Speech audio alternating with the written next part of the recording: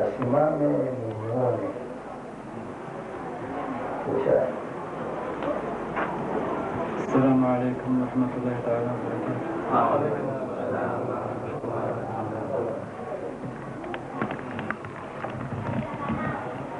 Na viongozi mliobaki pamoja na nyote mliobaki,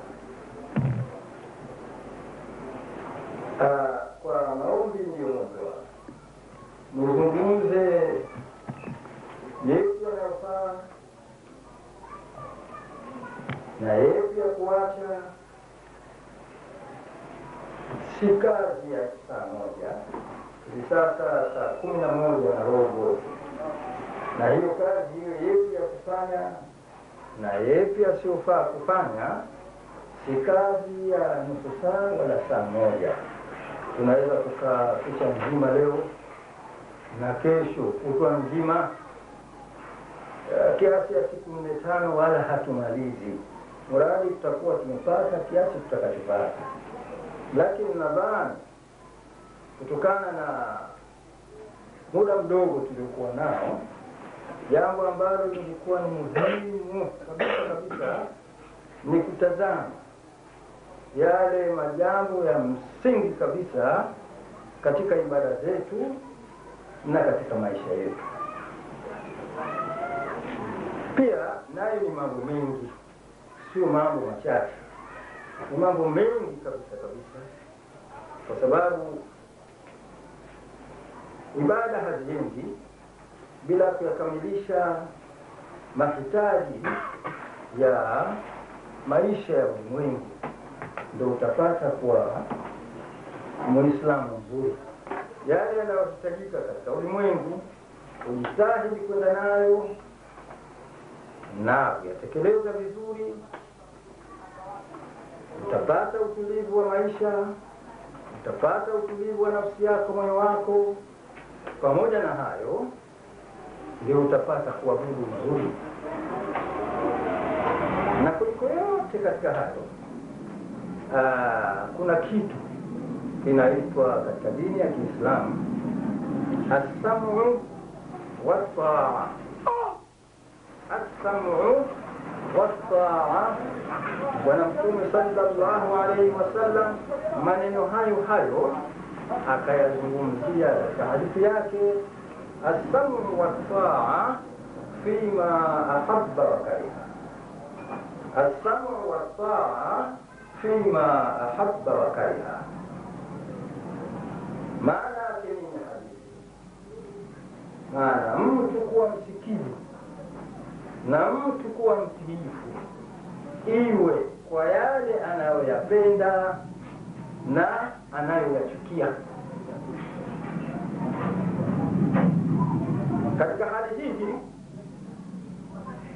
ikiwa wewe ni mtu msikivu na ikiwa ni mtu mtiifu kwa unayoyapenda na unayoyachukia, dunia yako itakwenda vizuri na akhera yako itakwenda vizuri. Maana ni mambo ambayo hadithi imekusanya maisha ya kidunia na maisha ya akhera.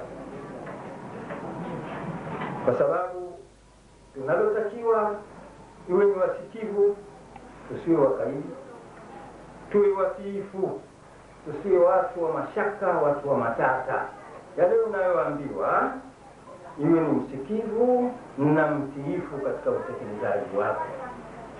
Iwe unayapenda, ikiwa unayapenda lakini mambo machafu, mambo ambayo hayatakiwi katika dini au hayatakiwi katika maisha ya ulimwengu, yako kuwa unayapenda, pale pale uyawache. Iwe kuyapenda kwako, lakini pale pale uyawache. Kwa sababu gani? Wewe ni msikivu na wewe ni mtiifu.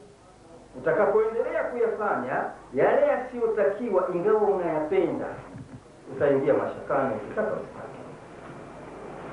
Lakini jambo linalokuwa halitakiwi ingawa wewe unalipenda, ukaendelea kusema mimi nitaendelea nalo tu, moja kwa moja utaingia katika mashaka. Maana Bwana Mtume akasema, as-sam'u wat-ta'a fima ahabba wa kariha, mtu kuwa mtiifu na mtu kuwa msikivu na mtiifu iwe kwa yale anayoyapenda na anayoyachukia.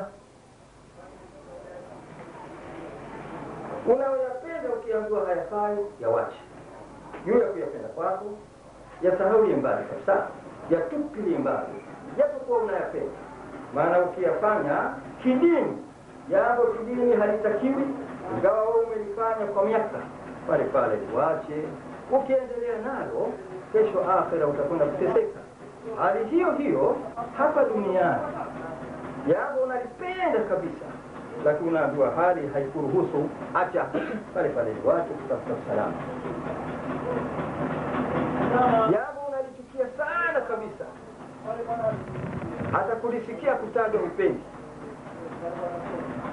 lakini unaambiwa kidini hili jambo si baya. Kwa nini wewe unalichukia? Pale pale uchukivu wako utoe katika kifua chako, katika moyo wako, ulipende. Iwe kuwa ulikuwa unalichukia, lakini ulipende. Hali hiyo hiyo ndio hali unayotakiwa uwe kwa maisha ya kidunia. Kitu unachokichukia, lakini unaambiwa hasara hiyo kwako, utapata tabu. Iwe kuwa unachukia, uchukivu wako uondoshe, uendelee na mahaba, ukipenda kile ulichochukia, utafuta usalama. Sasa asla kusema hivi, maana tunatakiwa tuwe watulivu na wasikivu. Na katika kidini hasa kitu cha mbele kabisa kutekeleza utu wako na Uislamu wako. Maana sisi sote basi ni Waislamu, alhamdulillah. Ni kuwa mtu msikivu kabisa na mtiifu kwa wazazi wake. Uwe mtiifu kwa wazazi wako, uwe msikivu kwa wazazi wako, utaneemeka duniani na utaneemeka akhera. Leo hivi bahati mbaya, watu wengi ule uzito wa wazee kwa watoto wao hawajui. Wale wazee kwamba ni wazito mno kwetu. Wazee ni wazito mno kwetu,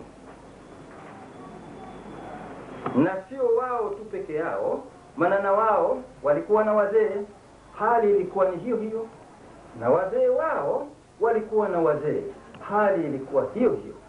Na sisi kwa wazee wetu ni wazito mno kwetu, lakini na sisi ni wazito mno kwa watoto wetu, na watoto wetu watakuwa ni wazito mno kwa watoto wao, hali hiyo hiyo mpaka siku ya Kiyama. Sio kwamba ni jambo la mtu mmoja. Hata haki hiyo ni haki ya kila mtu, maana unatakiwa uwe mtiifu ya kutosha kabisa kwa wazazi wako, baba yako na mama yako. Hawa ni watu wazito mno, wala si uzito wa kawaida. Maisha yako yote ya kidunia, shughuli zako zote za kidunia na akhera, ibada zako zote na elimu yako yote unayosoma ya kidunia na ya akhera, imetegemea au iko katika mikono ya wazazi wako. Ukifanya mchezo kidogo umekufa. Utakufa hali ya kuwa uhai. Maana hata kama ulikuwa na cheo, ulikuwa na neema kadha wa kadha, majumba, magari, fedha hata mifukoni kuzitia haziingii.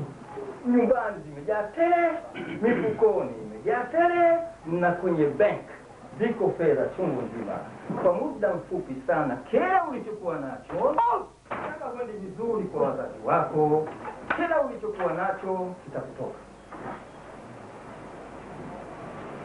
Kila ulichokuwa nacho kitakutoka. Linalotakiwa tuishi vizuri na wazazi wetu kwa adabu ya kutosha, na wazazi wetu mama na baba, bila maskara yoyote kabisa. Uwe chini ya nyayo zao, wala usije ukasema chakuwa ni vizee hivyo. Hapana, mzazi ni mzazi. Awe mlevi, awe mtu mbaya kwa watu wengine, awe mtu ambaye